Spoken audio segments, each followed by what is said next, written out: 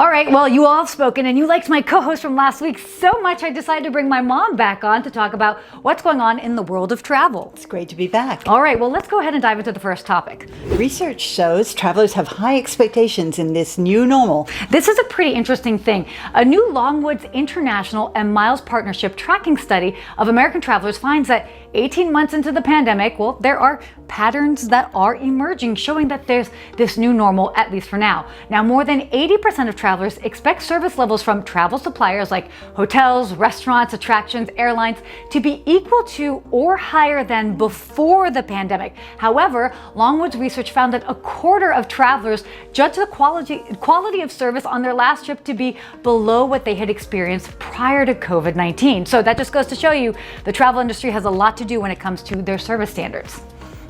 Can booking hotels last minute really save you any money? This is a really interesting thing. So they did this study and analyzing this global hotel rates for 2021, this report found that 73% of the time rates were cheaper 15 days prior to the check-in date than they were 4 months out. Now, this year, the average room rate booking for 4 months in advance was about $209, whereas the average rate booked 15 days in advance was $180. Now, while saving $30 might not be a lot for some people, it is enough to make many reconsider booking their accommodations, at least later in the planning process. Now, the average savings for hotels booked 15 days in advance in North America is about 12.7%, but that number is greater for hotels booked internationally, which is an average of 13.5%. So, book last minute. Delta proposes airlines combine their unruly passengers no-fly list. I actually really like this. Delta Airlines is calling for a collaborative effort among airlines to create a culture of safety, so to speak, in the skies.